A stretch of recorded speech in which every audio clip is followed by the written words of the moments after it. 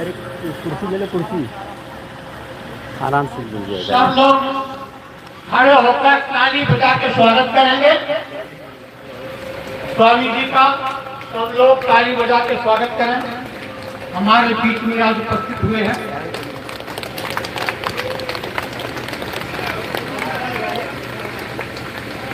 सदगुरुदेव की, कबीर साहब की साहेब बंदगी, साहेब की शब्द वेदी गुरु नितिननाथ साहिब की साहेब बंदगी सतनाम।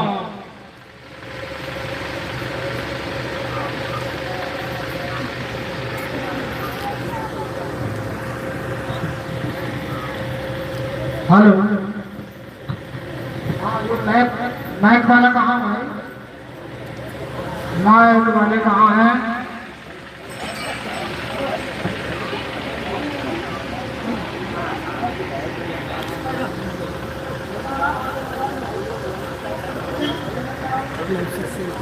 हम यहाँ बैठ जाएं।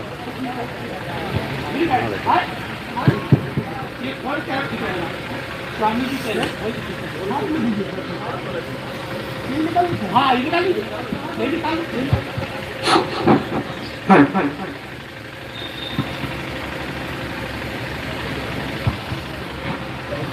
सब लोग अपना स्थान ग्रहण कर लें। स्वामी जी अपने सुंदर वचन हम लोगों के बीच में कहने जा रहे हैं। सब लोग बैठ जाए शांति से।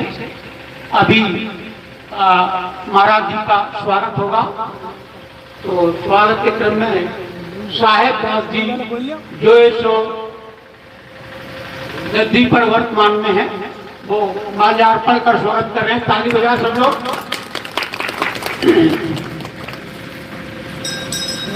और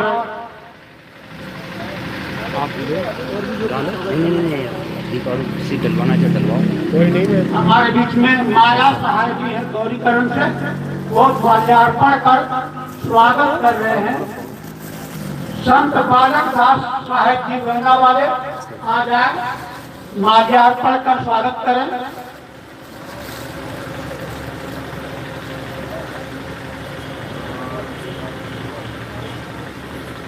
शीतल दास जी, शीतल भाई गांधी आ जाए, माल्यार्पण कर स्वागत करें। वहाँ बैठ जाएगी लक्ष्मण दास जी अगौसिया, आप भी आ जाए, स्वामी जी का माल्यार्पण कर स्वागत करें। लगा दी मैंने। और हम सबके वरिष्ठ बहुत ही सरल आदरणीय मंगल दास जी, हम उनको सादर आमंत्रित करते हैं आए और स्वामी जी का माल्यार्पण का स्वागत करें।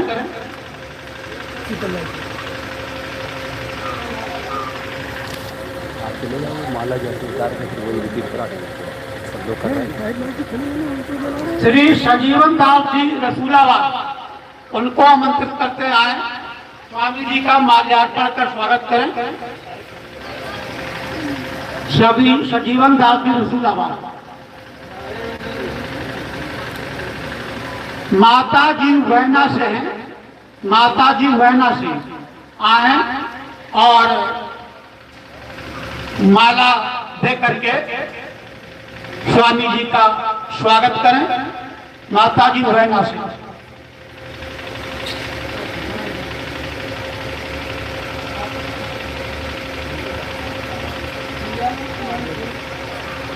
राधे राधे बहन जी हमारे बीच में है, उनसे आग्रह करेंगे माल्यार्पण कर स्वामी जी का स्वागत करें।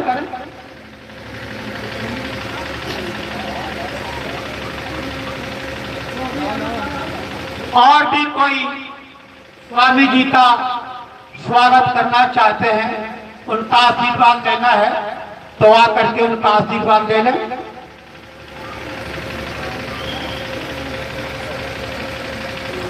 बहुत अच्छा लग रहा है, स्वामी जी का स्वागत हो रहा है।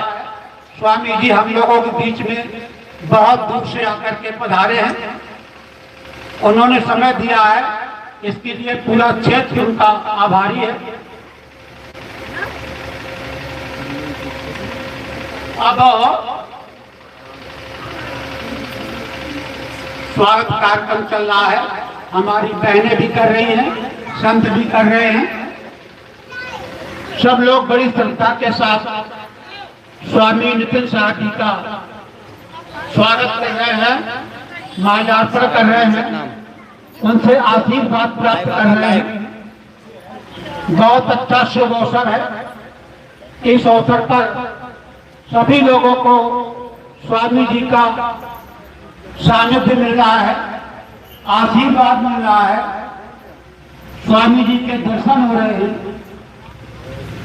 हम सब लोग वास्तव में सौभाग्यशाली हैं जो आज स्वामी जी हमारे बीच में उपस्थित हुए हैं।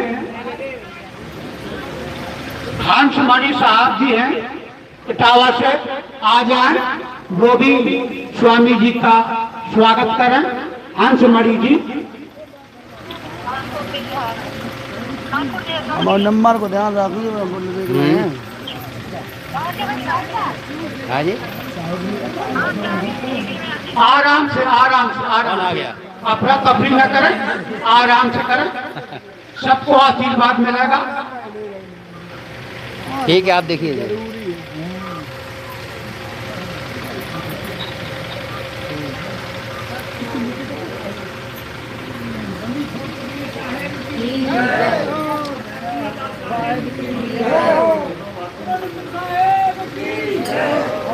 बोलो कबीर साहब की। सदगुरुदेव की जय हो। संत शिरोमणि कबीर साहब की जय हो। गांधी आश्रम के साहब सबकी व्यवस्था कर रहे हैं। सब लोग अपने स्थान पर बैठते जाए, आराम से, बहुत आराम से।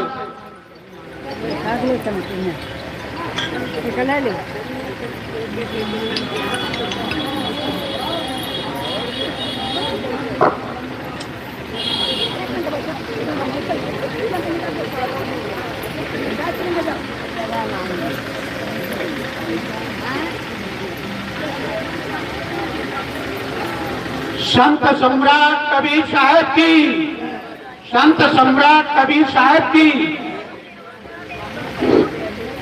आत्मज्ञानी नितिन साहब की, आत्मज्ञानी नितिन साहब की। ठीक है, ठीक है, ठीक है। चले सब लोग बैठते जाए, बैठते जाए। जगह देते जाओ भाई।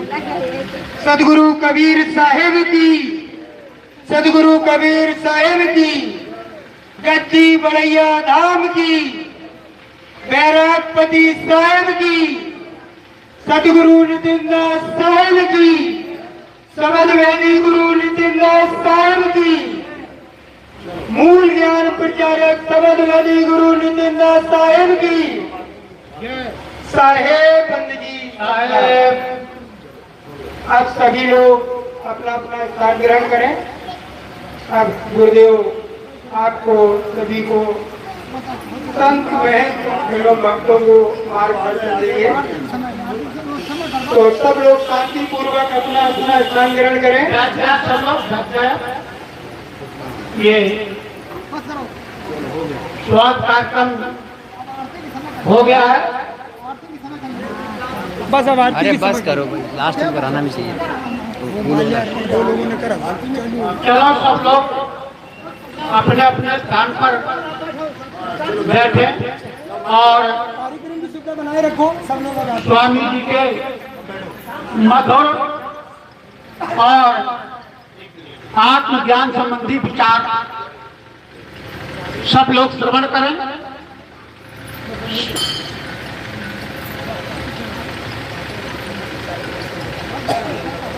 सदगुरुदेव जी का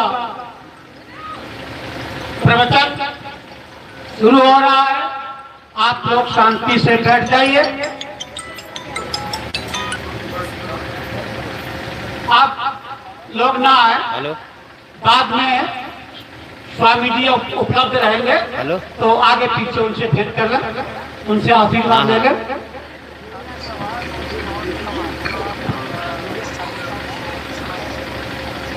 अभी हम थोड़ी देर बाद बात करते हैं क्योंकि सत्संग चालू है ना गुरु जी का, वहीं पर हैं। हाँ अभी ठीक है, ठीक। स्वामी जी बोले, इसके पहले हमारे बीच में सबसे वरिष्ठ संतों मंगलदास जी यहाँ उपस्थित हैं। हम चाहते हैं आकर के 2 शब्दों में स्वामी जी का स्वागत करें। आदरणीय मंगलदास। बोले परमपिता परमात्मा की जय, सतगुरु बंदीछोड़ कबीर साहेब की जय, आचार्य गति पड़ैया की जय, परम पुरुष सत्य लोकवासी माता गंगादास साहेब की जय, परम पुरुष सत्य लोकवासी महात्मा संतलाल साहेब की जय। यहाँ पर सभी हमारे पूजनीय सम्मानित महान गणमा बहन बेटियों, ये आज कांधी में जो ये फंक्शन हो रहा है, ये जो तीर्थ धाम बना हुआ है, ये हमारे सत्य लोकवासी महात्मा गंगादास की जन्मभूमि थी। यहाँ पर 130 साल के बाद उन्होंने शरीर छोड़ा था और वो हमारे सत्य लोकवासी महात्मा जो आचार्य गति बढ़िया के चतुर्थ महान थे, सामने लोग दिख नहीं रहा है और हम भगवा रहा है। छोटे से गांव एक पबली पड़ता है, उस गांव पे हम 60 से कबीर पंथ में जुड़े हैं। 14 में हमने भेज लिया।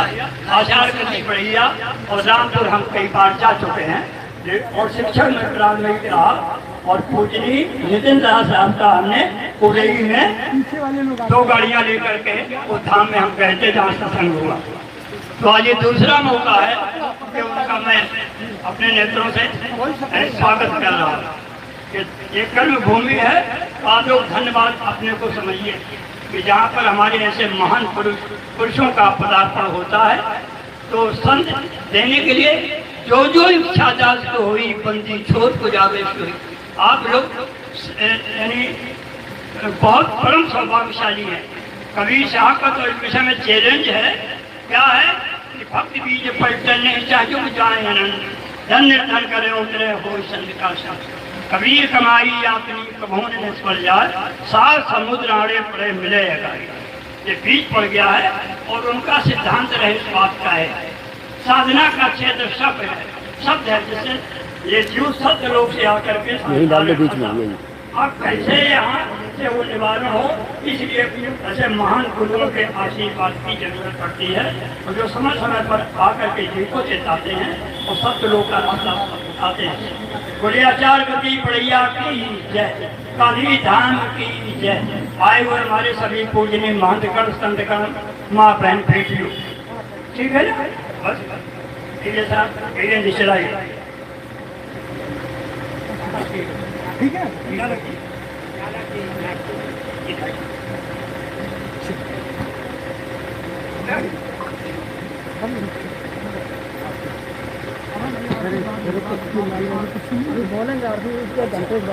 साहिब बनने के सतनाम। तो आज कानपुर देहात में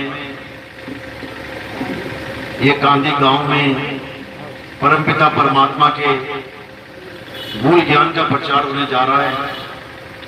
बहुत बड़े भाग होते हैं उन जीवों के जो अपने पूरे जीवन काल में एक बार भी सदगुरु बंदी छोड़ कबीर साहिब के मूल ज्ञान को सुन पाते हैं। और उससे भी बड़े भाग होते हैं उन जीवों के जो इस मूल ज्ञान को थोड़ा सा भी समझ पाते हैं। क्योंकि सुनना आसान है, आए बैठे घंटा 2 घंटा सुन के चले गए, लेकिन इस ज्ञान को समझना ये बहुत टेढ़ी खीर है। ये जल्दी समझ में नहीं आता, जन्मों जन्म लग जाते हैं इस ज्ञान को समझने में। लेकिन मालिक की कृपा हो जाए, बंदी छोड़ की दया हो जाए, तो ये जीव इसी जन्म में इस ज्ञान को सुन के समझ के धारण करके मुक्ति पद को प्राप्त कर जाता है। ये मालिक की दया से संभव है। कोई कहे कि मैं अपनी बुद्धि विवेक से जान लूंगा, तो नहीं। बड़े बड़े फेल हो गए, बड़े बड़े धुरंधर फेल हो गए। ये केवल मालिक की कृपा पे निर्भर करता है कि आप इस ज्ञान को कितना समझ पाते हैं, कितना धारण कर पाते हैं। तो आज मालिक की दया है जो ये ज्ञान इस गांव में प्रचार हो रहा है। ध्यान से समझना है, ध्यान से सुनना है। सत्संग शुरू करने से पहले परमात्मा के नाम पे जयकारा लगाएंगे और फिर सत्संग शुरू करेंगे।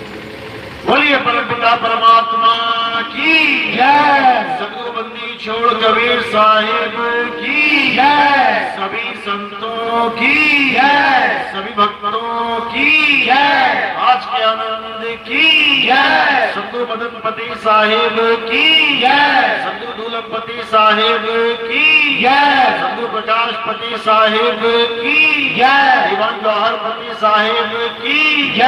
सदगुरु राम सेवक साहिब की जय। सदगुरु बरागपति साहिब की जय। सभी संतों की जय। सभी भक्तों की जय। इस गांव नगर बस्ती की जय। आज के आनंद की जय। सकल हंस को बंदगी साहेब बंदगी साहेब। तो परमात्मा की अपार दया है जो आज इस मूल ज्ञान को सुनने के लिए बहुत से भगत आए हैं और ये आवाज जहां तक जा रही है परमात्मा उनको विवेक शक्ति प्रदान करे ताकि वो एक एक बात को समझ पाए। तो सबसे पहले जिक्र करेंगे कि आखिर हमें इस मनुष्य चोले को धारण करने का सबसे जरूरी हमारा कर्तव्य क्या है, आखिर हमारा लक्ष्य क्या है। ये इंसान जन्म तो धारण कर लिया हमने, लेकिन लक्ष्य क्या है, कारण क्या है, क्यों धारण किया है, ये सफल कैसे होगा, इसको जानने के लिए सबसे पहले हमें कबीर साहब के अनमोल वचनों को समझना पड़ेगा। क्योंकि केवल और केवल कबीर साहब ही वो हैं जो हर संत को, हर भगत को, हर जीव को इस भवसागर में ज्ञान समझाने आते हैं, इस भवसागर से निकलने का तरीका बताने आते हैं, इस भवसागर में सोए हुए जीवों को जगाने आते हैं, ये बताने आते हैं कि तू इस काल जाल में फंस चुका है और इसी काल जाल में आनंद ले रहा है। इस काल के जाल को यानी इस 3 लोग की जेल को छोड़ने को भी तैयार नहीं है कि कोई कहे कि छोड़ दे, नहीं छूटती। यहाँ चेलों की नहीं छूटती, गुरु की नहीं छूटती, यहाँ बड़े बड़े महात्माओं की नहीं छूटती, छोड़ने की जगह और पकड़ लेते हैं। लेकिन कबीर साहब समझाते हैं कि भाई भले तुम ना छोड़ना चाहो तो क्या हमेशा पकड़ के रह सकते हो, छोड़ना तो पड़ेगा, वो छुड़वा देगी माया अपने आप ही। इससे पहले कि वो छुड़वाए उससे पहले तुम अपनी तैयारी कर लो। इससे पहले कि मौत तुमसे शरीर छुड़वाए तुम पहले ही शरीर छोड़ने की तैयारी कर लो। इसी को जीवित मुक्त अवस्था कहते हैं, जीवित मुक्त। यहां मरने के बाद वाली मुक्ति नहीं है कि पंडित जी ने कह दिया कि भगवान की पूजा करो, पंडित जी उससे क्या होगा, अरे मरने के बाद स्वर्ग मिलेगा। कि किसी नमाजी ने कह दिया, किसी मुल्ला जी ने कह दिया, काजी ने कह दिया कि नमाज पढ़ो, काजी जी उससे क्या होगा, मरने के बाद जन्नत मिलेगी। या किसी ईसाई पादरी ने कह दिया कि प्रेयर किया करो ईसा मसीह की, उससे क्या होगा, मरने के बाद हेवन मिल जाएगा, स्वर्ग मिल जाएगा। ये वो ज्ञान नहीं है भाई। यहाँ मरने के बाद नहीं मिलता कुछ भी, यहाँ जीते जी मिलता है। जब प्यास लगती है तो क्या मरने के बाद पानी पियोगे, जब खाने की भूख लगी मरने के बाद खाना खाओगे, पढ़ाई की इच्छा हुई मरने के बाद डिग्रियां लोगे। हर काम तुम जीते जी कर रहे हो तो ये मरने के बाद का ड्रामा कहां से चल पड़ा। ये अज्ञानियों का खेल है, अज्ञानियों का। अरे अज्ञानी को स्वर्ग नरक है, हरि जाने को नहीं, और जिस भव से सब लोग डरते हैं सो भय हमरे नहीं। कहते हैं अज्ञानियों का खेल है कि मरने के बाद स्वर्ग मिलेगा कि नरक मिलेगा। कहते हैं हम जीते जी वहां पहुंचा देंगे जहां स्वर्ग और नरक का भी खेल खत्म हो जाता है। वो कौन सा स्थान है, वो कौन सी जगह है, उस स्थान उस जगह का भेद बताने कबीर साहब आते हैं। कहते हैं संतों अभिगत से चला आया, कोई मेरा भेद मर्म ना पाया। अरे ना हम लीना गर्भ बसेरा, बालक कोई दिखलाया, संतों अविगत से चला आया। मैं वहां से आया हूं जहां पर कोई जा ही नहीं सकता, अविगत, जहां किसी की गम नहीं है। मैं उस स्थान को जानता हूं और तुम्हें भी पहुंचा सकता हूं। कहते अमर करूं सतलोक पठाऊं, ताते बंदी छोड़ कहां। कहते अमर भी कर दूंगा और सतलोक भी पढ़ा दूंगा, लेकिन वो वाला सतलोक नहीं जहां बड़ी बड़ी दुकानें, बड़े बड़े मकान, बड़ी बड़ी नदियां बना के बैठ गए लोग। वो नकली लोक है, वो सतलोक नहीं है। असल में सतलोक क्या है? सत्य ही लोक है। और सत्य क्या है? जिस दिन हमें ये समझ में आ गया कि सत्य क्या है, उस दिन हमें सतलोक भी समझ में आ जाएगा। कबीर सागर में, बोध सागर में इसका वृतांत है। क्या कहते हैं? कहते हैं लोक अलोक शब्द है भाई, और जिन जाना तिन संशय जाई। यानी मेरी वाणियों में तुम्हें कोई सतलोक दिखाई दे जाए, या अलग लोक, या अगम लोक, या अनामी लोक, तो इसको ये मत समझ लेना कि ये कोई शहर या किसी गांव का नाम है। मेरी वाणियों में सतलोक सत्य का नाम है, अलग लोक अलग का नाम है, अगम लोक उस अगम स्थान का नाम है, अनामी लोक उस अनाम वस्तु का नाम है, जिसे हम सार शब्द कहते हैं। सार शब्द के ही पर्यायवाची नाम है ये। सतलोक, अलग लोक, अगम लोक, अनामी लोक, ये सार शब्द की बात चल रही है। इस सार शब्द में जाना है हमने, हमारा ठिकाना है वो हमारा मूल ठिकाना है। सार शब्द है शिखर पर, मूल ठिकाना सोए, और बिन सतगुरु पाए नहीं लाख कथे किन कोय। कहते हैं लाखों कथ कथ के चले गए, लेकिन बिना सतगुरु के सार शब्द का ठिकाना नहीं मिल सकता। साहिब समझा रहे हैं, रहना नहीं देश में गाना है, ये धरती कागज की पुड़िया, बूंद पड़े भूल जाना है। सब गा रहे हैं, हर महात्मा ये गा रहा है, लेकिन आप देखो वही महात्मा इसी संसार में बड़े से बड़ा, बड़े से बड़ा, और बड़ा और बड़ा, बड़े से बड़ा आश्रम बनाने में लगा हुआ है।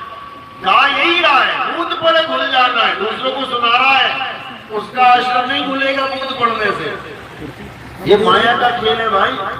साहिब क्या कह रहे हैं? ये संसार झाड़ और झाखड़, उलझ पुलझ मर जाना है, और कहे कबीर सुनो भाई साधो, सतगुरु नाम ठिकाना है। ये ठिकाना है हमारा। ये नाम का मतलब ये नहीं कि गुरु जी ने कुछ बोल के दे दिया और मैंने सुन लिया और उसको जपने लग गए। ये ठिकाना नहीं है, ये तो 52 अक्षर है जो गुरु जी ने पकड़ा दिए। इन्हीं 52 अक्षरों से आगे निकल जाना है, इन अक्षरों से पार हो जाना है। और जब हम अक्षर से पार जाएंगे तो साहिब क्या कहते हैं? अक्षर पार नी अक्षर भरपूर है, और कहे कबीर सत्य कर मानिए। जब तुम्हारे जीवन में अक्षर से परे का गुरु मिल जाएगा, नी अक्षर, तब तुम्हें समझ में आएगा जाना कहां है। अब वो नी अक्षर क्या है? वो सार शब्द नी अक्षर क्या है? कई उसको आ बना के लगा देते हैं, ये आ। अब इनसे पूछो ये आ अक्षर है कि नहीं अक्षर है? बोल भी रहे हैं आ, और फिर भी सोच रहे हैं कि ये नी अक्षर है। अक्षर है ये अक्षर है जो तुम्हारे मुंह से आवाज निकल गई। क्या है वो? अक्षर है, जहां बोल तहां अक्षर आगा। अक्षर दे दे के नी अक्षर की बात बता रहे हैं। ये महाज्ञान है। हमारे ग्रंथ नाम प्रकाश टीका में इसी आ को बैल बोला गया। बैल, कि तुम बैल के नीचे बाल्टी लगा के धोने की कोशिश कर रहे हो, इस आग को पकड़ के उस अकह को जानने की कोशिश कर रहे हो, कभी नहीं जान सकते, क्योंकि गुरु ने तुम्हें स्वर व्यंजन में उलझा दिया। क्या है आ?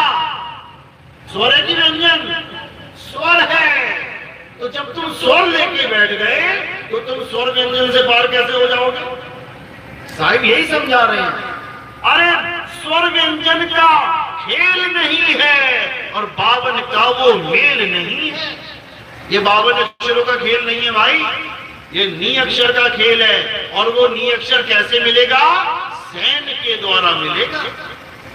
कह रहे हैं हाजिर उते ही दूर बतावे, दूर की बात निरासी, कहे कबीर सुनो रे साधो बिन सैन बूझे ना विनाशी। बिना सैन के उस अविनाशी को कोई बूझ नहीं सकता, वो बिना सैन के प्राप्त नहीं हो सकता। ये गुरु की सैन ही वहां तक तुम्हें पहुंचा सकती है। हम वासी वा देश के जहां जात वर्ण कुल नहीं, अरे शब्द मिलावा हो रहा देह मिलावा नहीं। ये जितने भी लोग सोचते हैं कि मैंने गुरु जी धारण कर लिया, अब इन गुरु जी की मैं ध्यान करूंगा शक्ल का या मैं इनकी देही का ध्यान करूंगा, फंस गया। ये जीव फंस गया, गुरु की देह में फंस गया। ये देह क्या है? यही निरंजन है। चाहे चेले की देह और चाहे गुरु की देह, यही निरंजन है। कबीर साहब कह रहे हैं देव निरंजन सकल शरीरा, तामे भ्रम भ्रम रहल कबीरा। कबीरा कौन है? ये भ्रमित जीव है जो अपने आप को काया मान बैठा है, अपने गुरु को काया मान बैठा है। अब ये काया से कैसे आजाद होगा? जब इसको काया से परे का गुरु मिलेगा, जब इसको देह से परे का गुरु मिलेगा। कहते देही को सतगुरु कहे, ये है धूंधर ज्ञान और 4 दाग आवे नहीं, वह को सतगुरु जान। 4 दाग कौन से? पहला दाग जन्मना, सतगुरु कभी जन्म नहीं लेता। दूसरा दाग भोजन करना, सतगुरु कभी भोजन नहीं करता। तीसरा दाग ब्याह शादी करना, सतगुरु कभी ब्याह शादी नहीं करता। यहाँ 4-4 बच्चे पैदा करके सतगुरु बने बैठे हैं। चौथा दाग मृत्यु, सतगुरु कभी मरता भी नहीं है। ये है सतगुरु के लक्षण। और सतगुरु कौन है? जो ये जान जाए कि मैं इन 4 दाग से न्यारा हूं, वो सतगुरु है। और जो अपने आप को काया मान के बैठा है, जो अपने आप को जन्म और मृत्यु में मान के बैठा है, जो ये मान के बैठा है मैं सुबह दोपहर शाम भोजन खाता हूं, वो सतगुरु नहीं है, वो तो देही गुरु है। सतगुरु कौन है? जो अपने सत्य स्वरूप को जान चुका है, जो ये समझ चुका है कि मैं ना आदमी हूं, ना औरत हूं और ना ही नपुंसक यानी किन्नर हूं। तीनों कैटेगरी से परे जो अपने सत्य स्वरूप को जान चुका है, साहिब कहते हैं वही सतगुरु है। एक तो वो सतगुरु है जो सदाई सतगुरु है, और एक वो है जो अधिकारी है तुम्हें ज्ञान देने का, जो तुम्हें सतनाम का भेद बताए।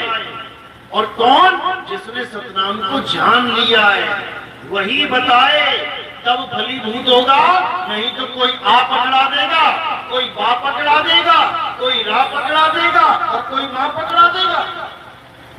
ये सब अज्ञान है। जैसे ही मुंह से आवाज निकली समझ जाना ये सतगुरु नहीं है, समझ जाना।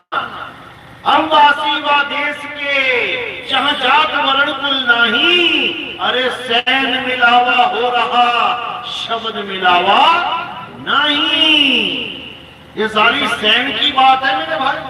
सैन मतलब इशारा, इशारे के द्वारा ही इस सूरत को शब्द का भेद समझाया जाता है। कहते हैं इशारा किसको समझ आता है? समझदार को इशारा काफी, समझदार को इशारा काफी, और अज्ञानी मूर्ख को पूरी रात समझाते रहो तो उसको ना समझ में आता। तो कबीर साहब यही समझा रहे हैं। सबसे पहली बात क्या है कि गुरु मेरे सभी बड़े, अपनी अपनी ठौर। भले तुम्हें तुम्हारे गुरुजी ने राम राम मंत्र दे दिया, भले तुम्हारे गुरुजी ने अल्लाह अल्लाह जपने को दे दिया, भले तुम्हारे गुरु ने वाहेगुरु वाहेगुरु जपने को दे दिया, भले तुम्हारे गुरु ने सोहंग सोहंग जपने को दे दिया, कुछ भी दे दिया, उसकी इज्जत करना सीखो। यानी हमें कुछ तो दिया है ना भाई। तो क्या कह रहे हैं? गुरु मेरे सभी बड़े, अपनी अपनी ठौर। एलकेजी का टीचर कोई और था, पहली कक्षा का क्लास टीचर कोई और है, दूसरी कक्षा में कोई और पढ़ा रहा है, तीसरी में कोई और पढ़ा रहा है, 5वीं 10वीं 12वीं में कोई और पढ़ा रहा है। लेकिन अगर मार्केट में पहली क्लास का टीचर मिल गया तो क्या उसके पैर नहीं छूओगे? 5वीं का मिल गया तो क्या उसका आदर नहीं करोगे? 10वीं का मिल गया तो क्या उससे हालचाल नहीं पूछोगे? वो तुम्हारा गुरु है।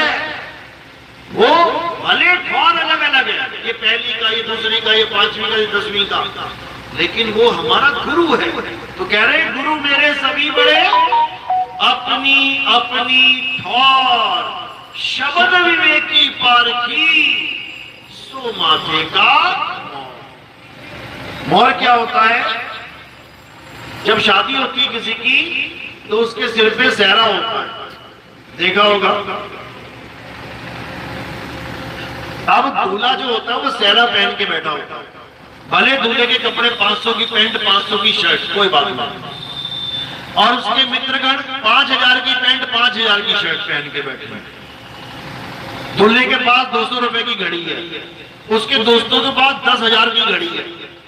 दूल्हे के पास 400 रुपए के जूते हैं, उनके दोस्तों के पास 20,000 के जूते हैं।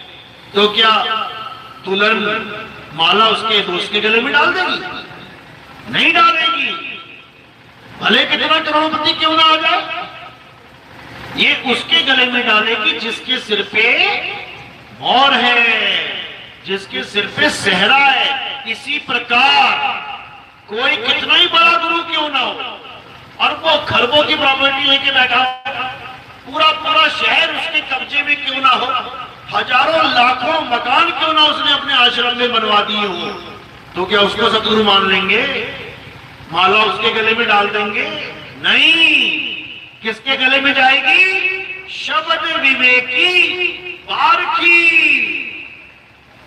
जो हमें शब्द का विवेक करके पारख प्रदान कर दे, उसको शब्द विवेकी पारखी कहते हैं। यानी जो तुम्हें ये ज्ञान समझा दे कौन सा शब्द काल का है और कौन सा शब्द दयाल का है। जिसने ये तुम्हें भेद समझा दिया, बस दो ही चीजें हैं, या काल का या दयाल का, तीसरा कोई नहीं है बीच में। बस इन दो का भेद चाहिए हमें, और जन्म सफल हो जाएगा। तो मदन साहब की वाणी क्या कहती है? सोई गुरु पूरा कहावे, जो दो अक्षर का भेद बतावे, एक छुड़ावे एक लखावे, तब प्राणी निज घर को जावे। अब समझो कि लखा क्या रहे हैं और छुड़ा क्या रहे हैं। एक तरफ कहते हैं 52 अक्षर छोड़ दो, उसके बाद नाम लेने जाओ, फिर क्या दे रहे हैं मुंह से? फिर क्या दे रहे हैं? मुंह से ही दे देंगे आ। क्या छुड़ाया, क्या पकड़ाया? 52 छुड़ा के 52 ही पकड़ा दिया। ये बुद्धि में नहीं जाता किसी के। जहां बोल तहां अक्षर आवा, और जहां अक्षर तहां मन्नारा हवा।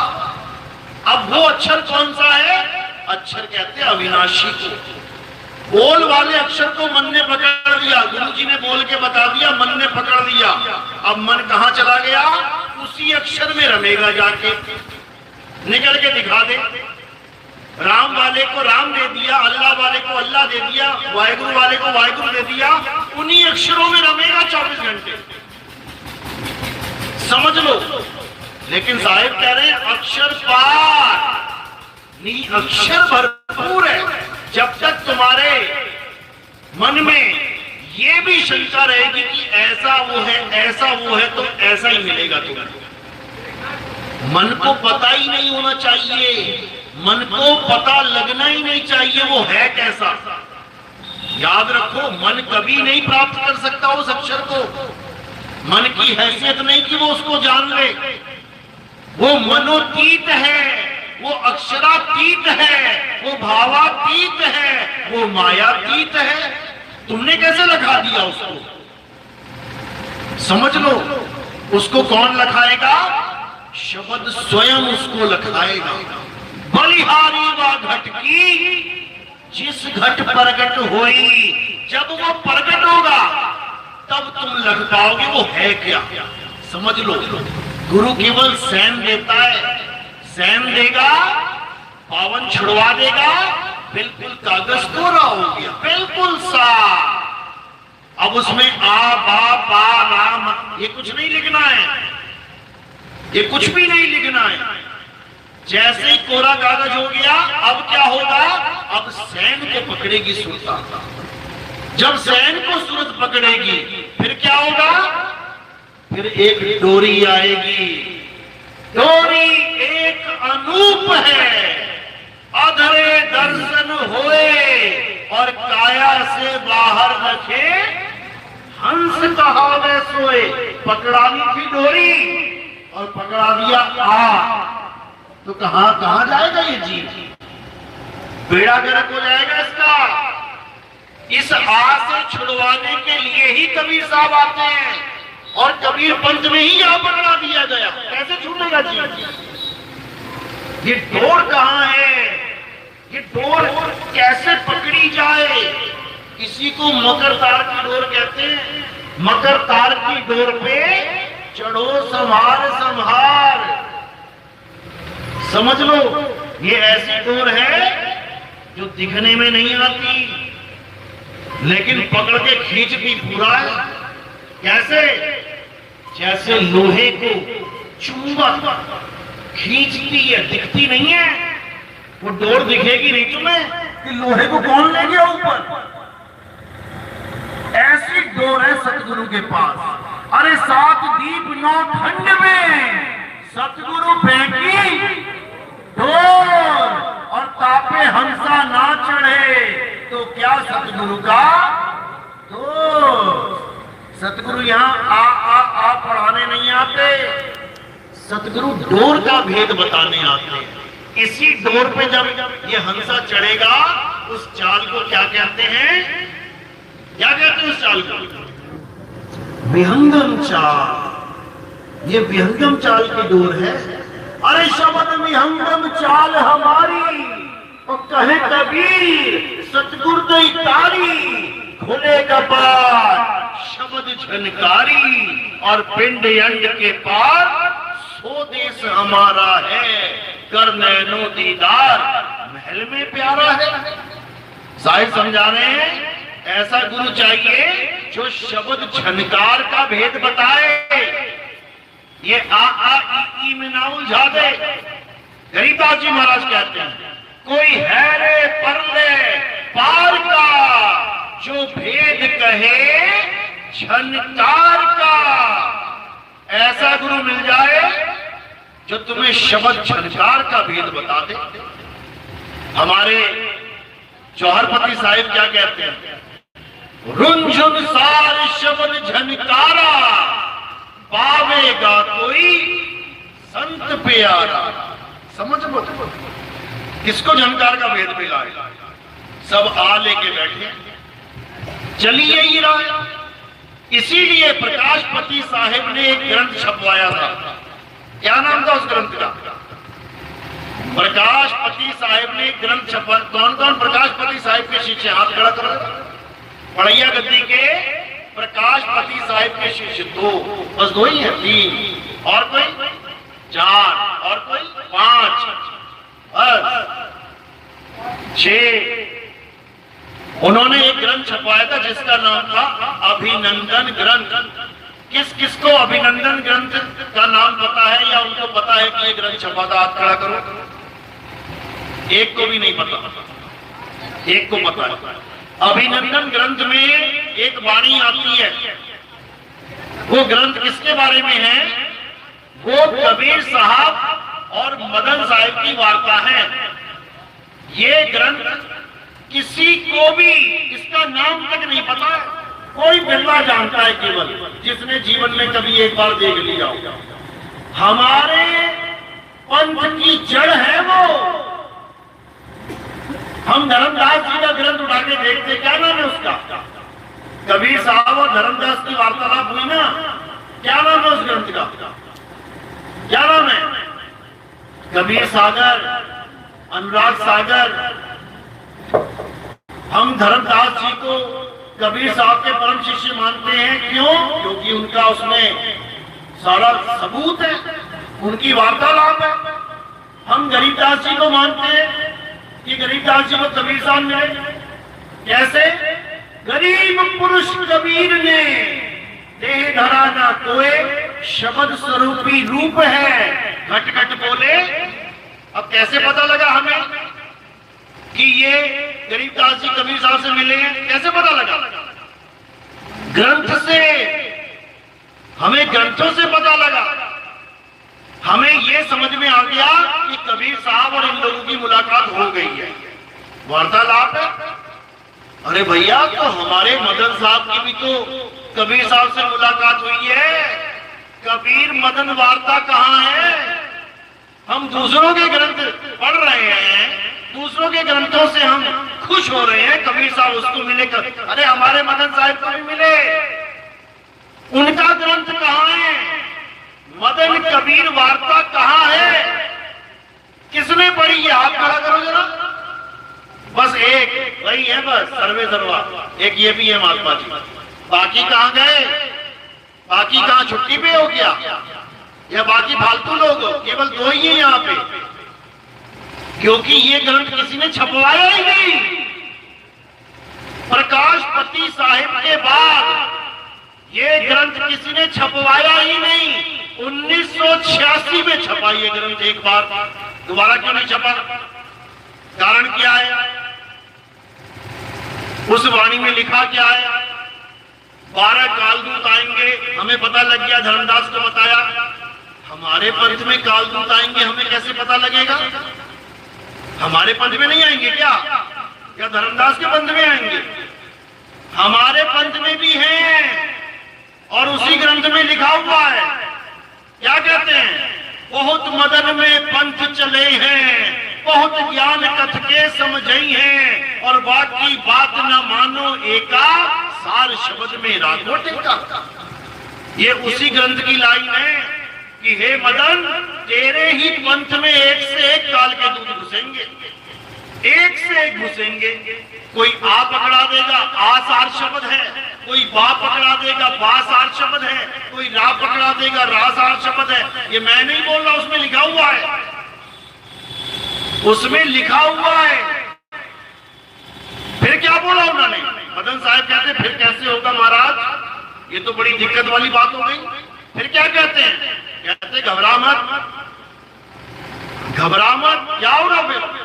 कहते चौथी गद्दी होई अवतारा, ताका चरित्र विदित संसारा, हम उसके सिर बैठब आई, और वासे पार कोई नहीं पाई। कहां लिखा है ये उसी ग्रंथ में लिखा है, लेकिन किसी को पता ही नहीं है, कोई जानता ही नहीं है, किसी को समझ में आ ही नहीं रहा है कि बाकी सारे पंथ दुनिया में फैल गए, हमारा पंथ कुएं के मेंढक बना बैठा है। कोई जानता ही नहीं है मदन साहिब को। छोटे से छोटा संत पूरी दुनिया में मशहूर है, लेकिन वो जिसे स्वयं कबीर साहब आके मिले, उसको कोई जानता ही नहीं है। क्यों?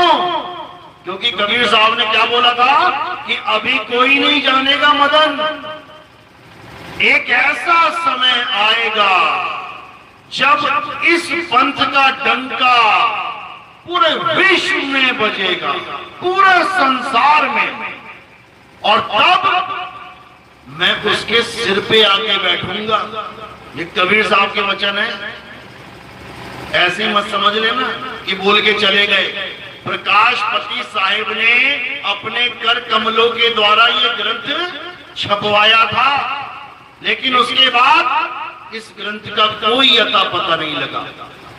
मैंने केवल एक बार पढ़ा था 2010 में हमारे आश्रम में पीरापुर बिच्छूर में, ये अकेला ग्रंथ पढ़ा हुआ था, लास्ट कॉपी। अगर ये चली गई तो उसके बाद कोई अता पता नहीं कि इतनी बड़ी दुनिया में किसके पास है। बढ़िया गति जाके मैंने पता किया कि आपके पास ये ग्रंथ होगा, कहते हमें जो इसका नाम भी नहीं पता। बताओ, उसके बाद वो ग्रंथ भी गायब हो गया आश्रम से 2010 में। लेकिन मालिक की कृपा है कि अब 2025 में निर्मल साहेब, ये बिहार वाले, अब तो शरीर छोड़ गए होंगे, नवादा के, उन्होंने अपने आश्रम पे बुलाया मुझे। उनको पता लगा मैं बिहार में हूं, उन्होंने फोन करवाया मुझे कि हम आपसे मिलना चाहते हैं। मैं चला गया वहां पे, मुझे नहीं पता कि वहां पर ये ग्रंथ की चर्चा हो जाएगी। बातों बातों में बात निकल गई मदन साहिब और कबीर साहब की वार्तालाप। उन्होंने क्या बोला, अरे हम ही लोग ने सबने पैसा इकट्ठा करवा के छपवाया था। मैंने कहा क्या बात है भाई, यानी उन लोगों के साथ मुलाकात होगी जिन्होंने खुद पैसा देके छपवाया है। और उसी गद्दी का महंत क्या कहता है, पता नहीं कौन सा ग्रंथ है, ठीका पता नहीं है, क्या दिखाता रहता है नितिन दास। ये आवाज पड़ी है मेरे पास रिकॉर्डिंग। यानी हम ऐसे महंतों की शरण में बैठे हैं जिनको यही नहीं पता हमारे गुरु का खजाना क्या था। ये एकमात्र ग्रंथ है जो ये साबित करता है कि कबीर साहब और मदन साहब की मुलाकात हुई है। तो इस पेड़ की जड़ क्या है? अभिनंदन ग्रंथ। हमारे मदन साहिब के पेड़ की जड़ क्या है? अभिनंदन ग्रंथ। तो अब मालिक की कृपा से हम इसको दोबारा छपवा रहे हैं और आने वाले समय में बच्चे के हाथ में ये ग्रंथ होगा। क्यों होगा? कारण क्या है? क्योंकि आज सारा संसार उस पंथ को ढूंढ रहा है जिसका जिक्र हर ग्रंथ में है। आप धर्मदास जी का ग्रंथ उठाओ, उसमें 12 पंथों का जिक्र है कि काल भगवान के 12 पंथ होंगे, लेकिन उसमें यह भी जिक्र है कि उसके बाद हम अपना पंथ चलाएंगे। कहते 12 पंथ काल फरमाना, भूले जीव न जाए ठिकाना, 13वें पंथ हम ही चले आए, सब पंथ मेट के एक पंथ चलाए। आज बड़े बड़े गुरु इस वाणी को दिखा के हजारों लाखों की भीड़ इकट्ठी करके बैठे हैं, लेकिन उनको नहीं पता कि वो पंथ उनका नहीं, वो पंथ सतगुरु मदन साहिब का पंथ है जो पूरे संसार का कल्याण कर सकता है। इसीलिए कबीर साहब ने बिल्कुल मदन कबीर वार्ता में सीधे बता दिया था, अभी तो ये पंथ ढका रहेगा, छुपा रहेगा, लेकिन मदन एक ऐसा समय आएगा जब गली गली में, गांव गांव में, देश विदेश में यही पंथ सतनाम का झंडा फहराएगा। बाबा जय गुरुदेव नाम सुना ही होगा आपने, गांव गांव में उनकी संगत है। बाबा जय गुरुदेव ने सन 1980 में बोल दिया था कि भाई जो पंथ मैं चला रहा हूं इससे मुक्ति नहीं होगी किसी की। बिल्कुल क्लियर लिखा वहां पे। क्या बोले कि अभी जो मैं तुम्हें नाम दे रहा हूं, अभी तुम्हारा कल्याण हो रहा है, कोई बात नहीं, अच्छी बात है, लेकिन भविष्य में आने वाले महात्मा जिन्हें ऊपर से एक आवाज आएगी, फिर वो उसी आवाज को दीक्षा में समझाएंगे। जब वो आएंगे उसके बाद जय गुरुदेव नाम से या 5 नाम से या जितने भी दुनिया में नाम है, इनसे कल्याण नहीं होगा। 1980 में बोल के चले गए वो। ये वो पंथ है लेकिन हम लोग एक दूसरे को छोटा बड़ा नीचा ऊंचा, मेरा ये आश्रम तेरा वो आश्रम, मेरी इतनी संगत तेरी इतनी संगत, इसी में उलझ उलझ के मर गए। अब समय है एक होने का। हम जब सब एक हो जाएंगे तो सारे संसार में झंडा फहरेगा इसका। हम खुद ही एक नहीं है। अभी मदन साहब के 4 साधुओं को स्टेज पे बैठा दो, अभी सत्संग करके जाएंगे, अभी एक दूसरे की टांग खींचते रह जाएंगे। वो कहेगा ये कुछ नहीं जानता, वो कहता ये, और दोनों चारों एक ही चेले, एक ही गुरु के चेले, तो फिर मतभेद कैसे हो गया? इसी को समझाया गया है कि बहुत मदन में पंथ चले हैं। वो कहेगा इसके पास कुछ नहीं है, मेरे पास है। वो कहेगा अरे ये कुछ नहीं जानता, मैं जानता हूं। ये बीमारी बहुत बड़ी बीमारी है हमारे पंथ में। 10 साल तक झेला है मैंने इस बीमारी को। हमारे अपने आश्रम में 4-5 साधु होते थे, रात भर लड़ते रहते थे एक दूसरे से।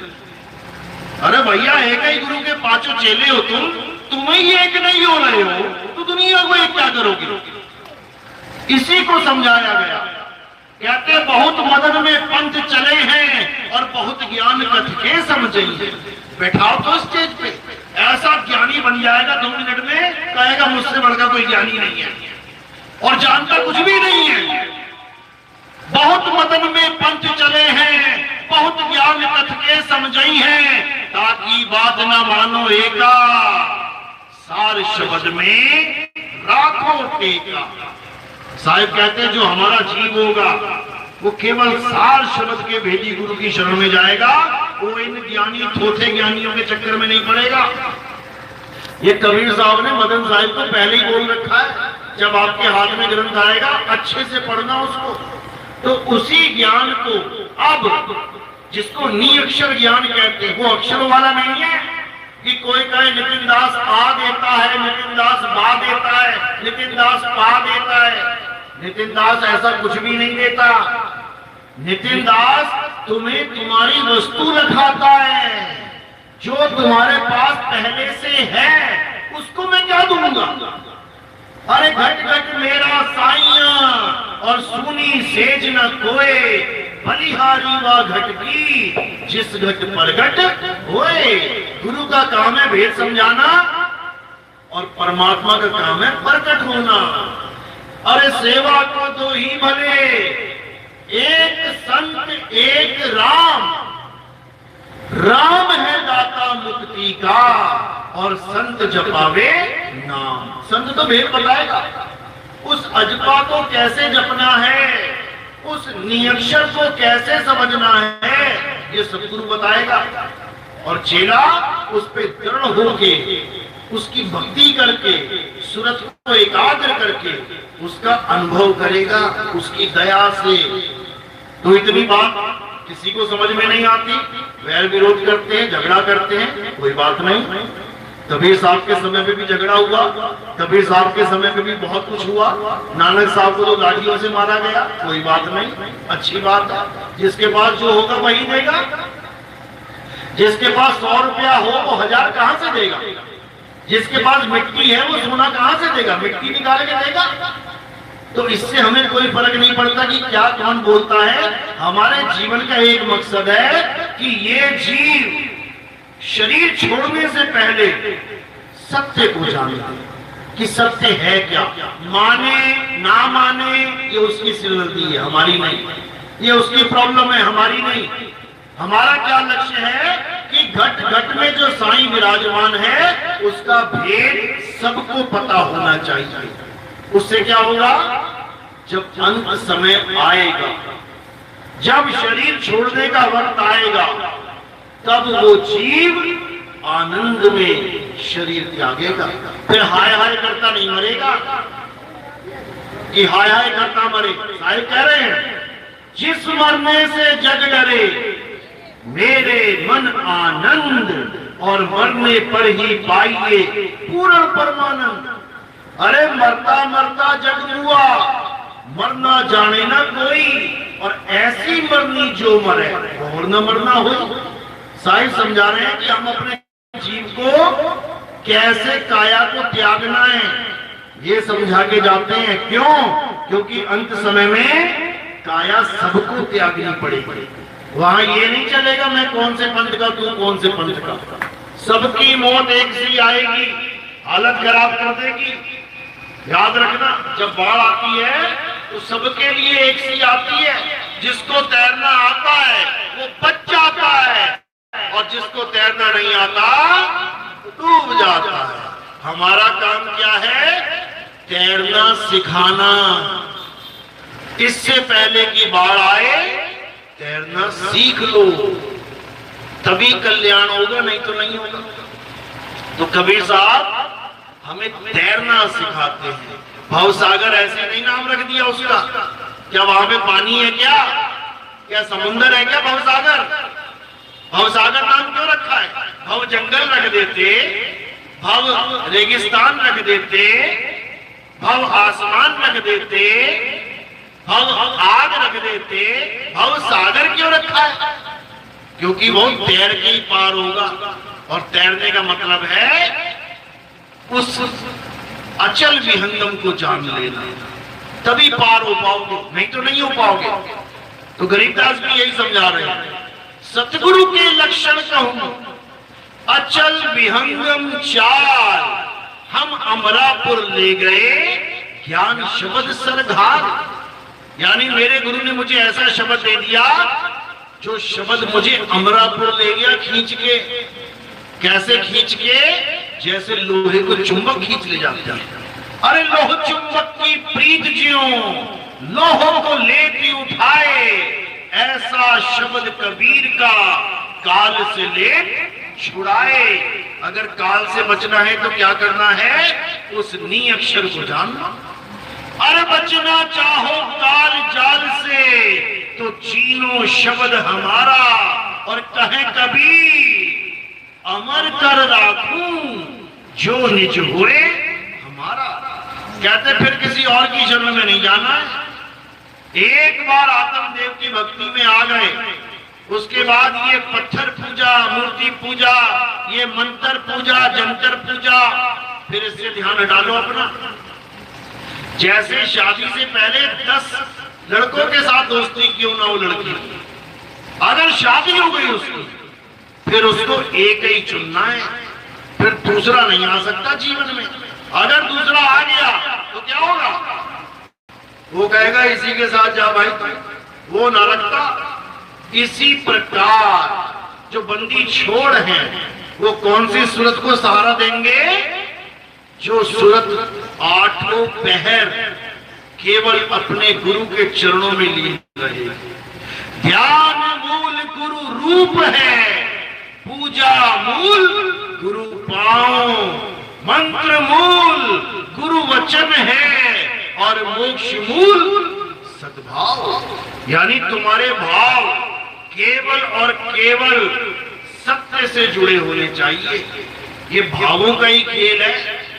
कहते हैं भाव से भक्ति होती है। भाव ही किसी और के साथ जुड़ गए तो भक्ति क्या करोगे? इसलिए ये ऐसी भक्ति है जैसे एक भिखारी को एक ही दरवाजे से सब कुछ चाहिए, वो दूसरा दरवाजा ही ना देखे। सुबह से लेकर शाम तक खटखटाता रहे, भले शाम तक ना खुले, लेकिन दर छोड़ के ना जाए। तो कह रहे द्वार धनी के पड़े रहो और धक्का धनी का खाओ। कबहू धनी निवाजी हैं जो दर छाड़ना जाओ। वो दरवाजा नहीं छूटना चाहिए। इसी को गरीबदास जी कह रहे हैं, मैं बांदी का जाम गुलाम गुलाम गुलाम हूं, पड़ा रहूं दरबार आठों जाम हूं। आठों पहर की भक्ति है ये। आठों पहर केवल मालिक के चरणों में ध्यान स्थिर करना है और कुछ नहीं करना। वही है तुम्हारा मुक्ति का एकमात्र जरिया। यही हनुमान जी की आरती में भी लिखा हुआ है, श्री गुरु चरण सरोज रज निज मन मुकुर सुधार, वर्ण रघुवर विमल जसु योदाय को फलचार। कहते पहला वंदन मेरे गुरु के चरणों का है। लेकिन हनुमान जी के गुरु कौन है कोई जानता नहीं है, और राम जी को गुरु बना रखा है सबने। हनुमान जी के गुरु कौन है?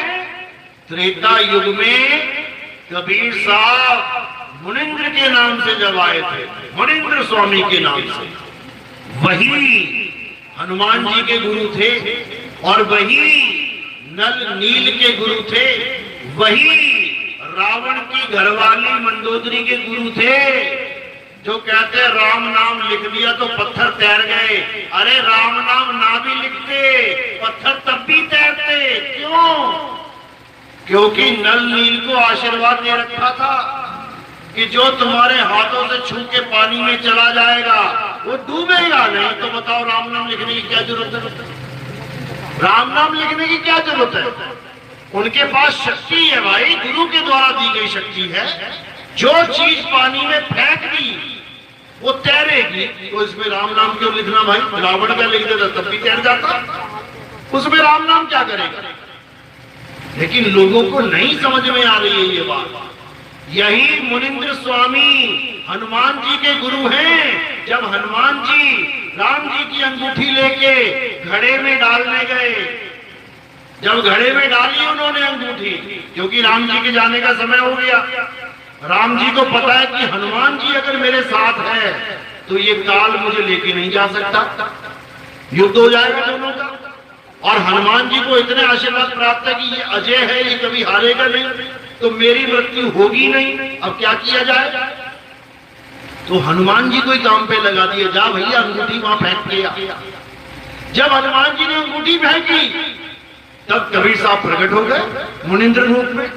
कहते हैं और हनुमान जी क्या हाल है, ठीक हो? हाँ गुरुदेव ठीक है। कहते हैं फिर क्या करना है? रामलीला तो खत्म हो गई, तेरे प्रभु तो जाने वाले हैं, तुझे यहाँ भेज दिया, क्या बात कर रहे हो? कहते हैं हाँ। अरे नहीं, मैं उन्हें नहीं जाने दूंगा। कहते हैं ये कोई पहली बार थोड़ी नहीं है, पता नहीं कितनी बार चले गए, अनंतों बार। कहते क्या बात कर रहे हो? कहते दिखा तेरी अंगूठी कहाँ है। जब उन्होंने अंगूठी नीचे झांक के देखा तो अंगूठी का अंबार लगा हुआ था। कहते महाराज इतनी अंगूठियां कहां से आ गई? अरे तू ही फेंक रहा है हर जन्म में आके। ये काल भगवान ने ऐसा चक्कर चला रखा है, हर जन्म में आके अंगूठी फेंकता, ढेर लग गए। अगले जन्म में भी आना चाहता है क्या? वो कहता ना बाबा ना, यही खत्म कर दो ये खेल। यही जब प्रभु ही चले गए तो ये भी खत्म कर दो। वहां पर अमरता का वरदान दिया हनुमान जी को, यानी आत्मज्ञानी बना दिया उन्हें। आज हम कहते हैं ना देवी देवताओं में कौन अमर है, तो सबसे पहला नाम किसका आता है? हनुमान जी का। उनको पूछो राम अमर नहीं है, और हनुमान जी कैसे अमर हो गए? ये वरदान है उनको, यानी हनुमान जी को आत्म ज्ञान प्रदान करके उनको सदा सदा के लिए अमर बना दिया। तो फिर द्वापर में कौन आ गया? हनुमान जी। ये भी काल का चक्कर है। यहाँ पर एक राम और एक हनुमान नहीं है, यहाँ अनंतो राम और अनंतो हनुमान है। जैसे तुम्हारी रामलीला गांव में हो रही है, सुधीर सिंह राम बनता है, इस साल बना, अगले साल बना, अगले साल बना, सुधीर सिंह की मृत्यु होगी, चला गया, रामलीला खत्म हो जाएगी क्या? फिर सुधीर सिंह की जगह मनीष सिंह आ जाएगा राम बन के। इसी प्रकार ये काल भगवान की लीला चलती रहती है, ये चलती रहती है। उसके बाद जीवों का कोई कमी थोड़ी नहीं है, ये सारे जीव ही जीव है। तुम एक सांस में कितने जीव लेके जा रहे हो अंदर, गिनती मिनती भूल जाओगे। मात्र एक सांस में गिनती भूल जाओगे। इतने जीव काल भगवान फंसा के बैठा है, कितने हनुमान खड़े कर देगा, तुम गिनती भूल जाओगे। अर्जुन के सामने जब उसने अपना विराट रूप दिखाया तो गिनती भूल गया वो, कितने गिनूं? अनंत आंखें, अनंत भुजाएं, अनंत जांघें, अनंत ये, अनंत वो। इतनी तगड़ी लीला है उसकी। तो काल भगवान से बचने का एक ही रास्ता है, और वो है आत्म ज्ञान। जल में मीन प्यासी, मोहे देखते आवे हासी, आत्म ज्ञान बिना नर भटके, कभी काबा कभी काशी। केवल आत्म ज्ञान को जानना है। और ये जो आ पा का था, ये सब आत्मा से ही प्रकट हो रहे हैं।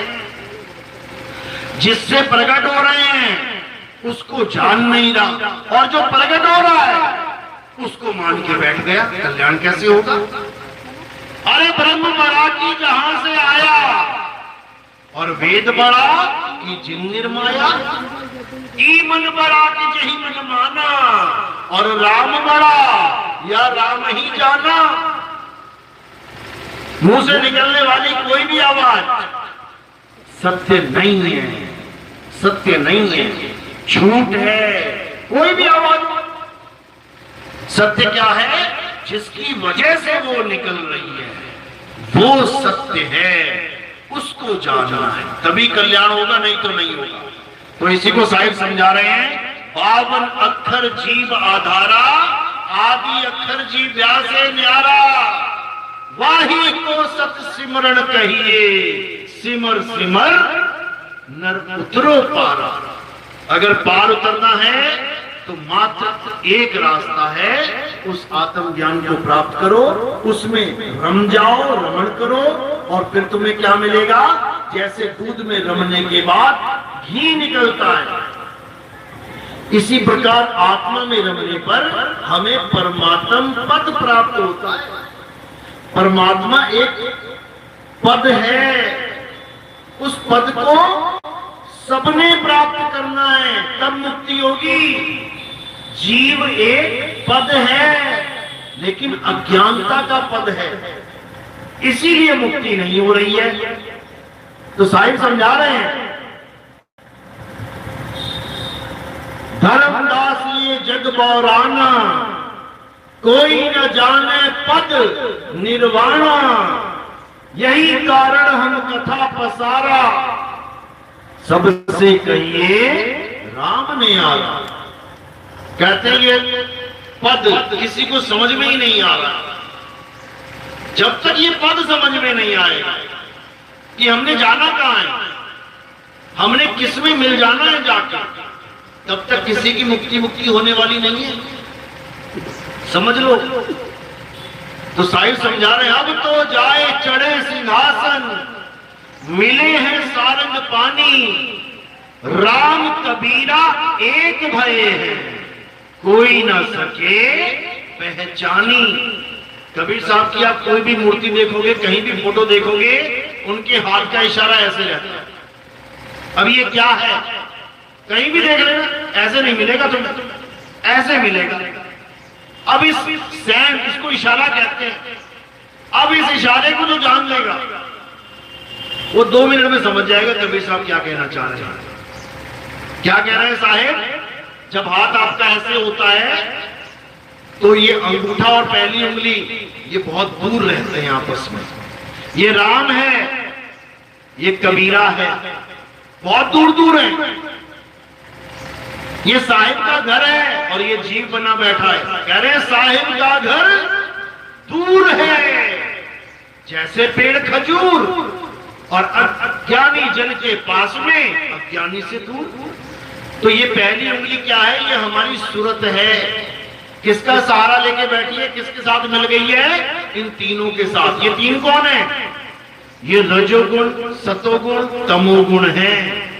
यानी ये त्रिगुणी माया, त्रिगुणी संसार है। साहिब समझा रहे हैं, 3 गुणों की भक्ति में भूल पड़ा संसार, और कहे कबीर निज नाम बिन कैसे लागे पार।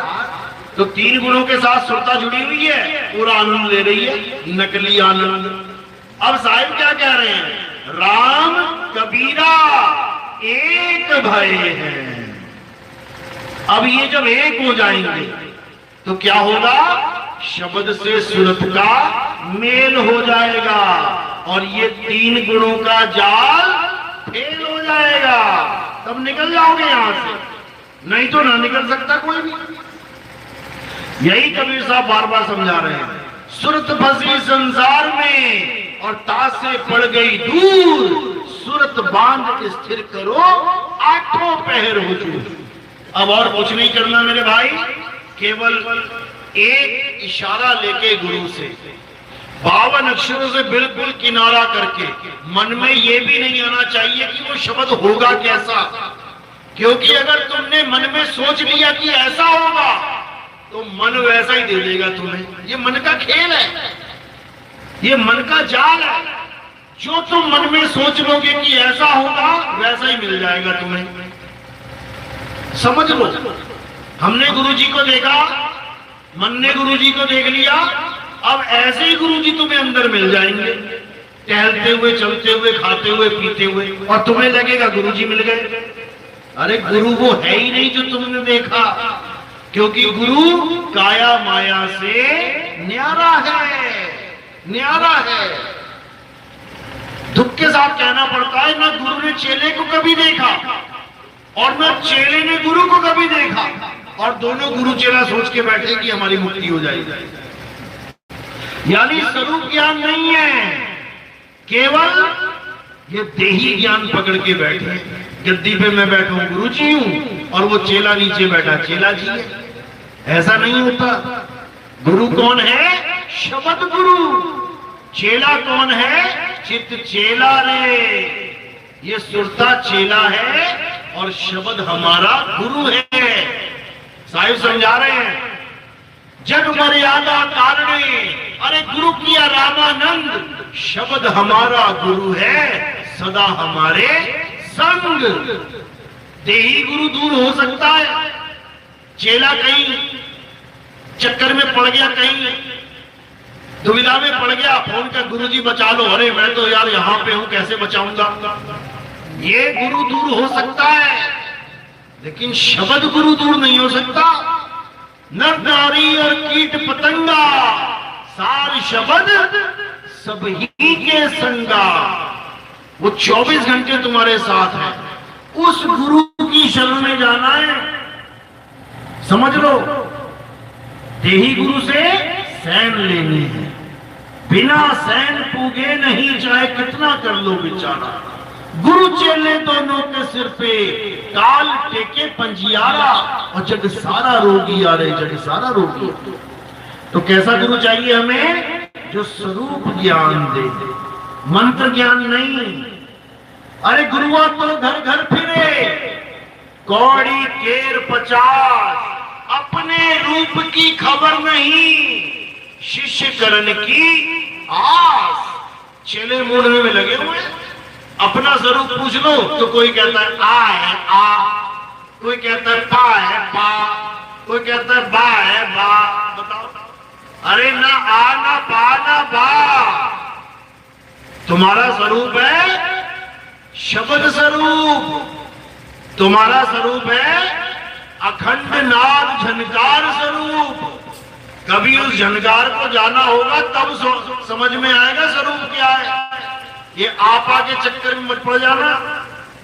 तो साहिब इसी को समझा रहे हैं, लेकिन कहते हैं आदि नाम हम भाग सुनाया, और मूर्ख जीव समझ नहीं पाया। हमने तो भाग के बता दिया कि भाई वो बोलने लिखने वाला खेल ही नहीं है, लेकिन ये मूर्ख जीव समझ ही नहीं पा रहा है, ये बंधन में पड़ा हुआ है। अब इसको बंदी छोड़ मिलेगा तब इसका कल्याण होगा, नहीं तो इसका कल्याण नहीं हो सकता, नहीं हो सकता। चलो चलो, तो आज का सत्संग यही समाप्त करते हैं। और भी महात्मा गण आए हैं, उनको भी मौका मिलेगा बोलने का। तो इसी शब्दों के साथ वाणी पे विराम देता हूं। हमारे सत्संग YouTube चैनल कहत कबीर सुनो भाई साधो नितिन दास, या फिर आप सर्च करेंगे नितिन दास के सत्संग, आपको सीरियल वाइज सत्संग मिलने शुरू हो जाएंगे। भरपूर आनंद लें, पूरे ज्ञान को अच्छे से समझें, सार और असार को जाने, तभी आपका कल्याण होगा। बिना सार असार जाने किसी का कल्याण नहीं हो सकता। साहिब यही समझा रहे हैं, सतगुरु ऐसा चाहिए जैसा सूप सुहाए, और सार सार तो गही रहे, ठोठा दे उड़ाए। ठोठा है क्या? पहले ये समझ लो, इस मुंह से निकलने वाला हर माल ठोठा है, ये सब नकली है। तो सार कहां है? सार विदेही है, और ठोठा ये देही है। अच्छे से समझ लो। चलो, तो आज का सत्संग यही समाप्त करते हैं। अब जयकारा लगाएंगे। बोलिए परमपिता परमात्मा की, सदगुरु बंदी छोड़ कबीर साहेब की, सदगुरु मदनपति साहेब की, सदगुरु दूलमपति साहेब की, सदगुरु प्रकाशपति साहेब की, दीवान जवाहरपति साहेब की, सदगुरु राम सेवक साहेब की, सदगुरु वैरागपति साहेब की, करीनापुर धाम की, सभी संतों की, सकल हंस को बंदगी साहेब बंदगी सतनाम। इस आश्रम के महंत साहब की भी सदा ही जय, साहेब बंदगी सतनाम। हाँ आरती शुरू है। बालकदास साहब आरती पे आ जाए।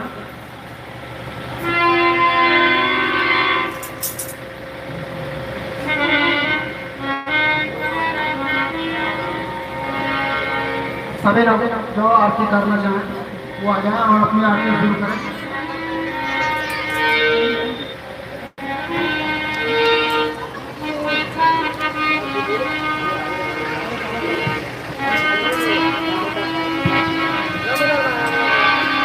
रामा का दीदी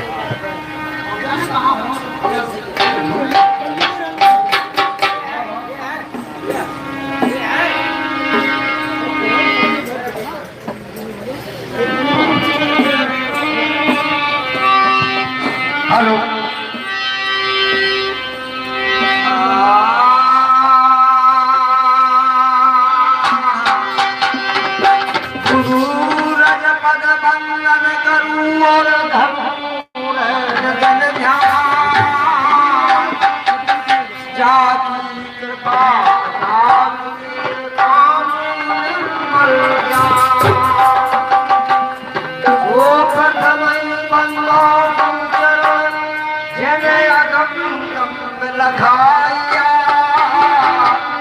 गुरु ज्ञान प्रकाश कर पट खोल दर से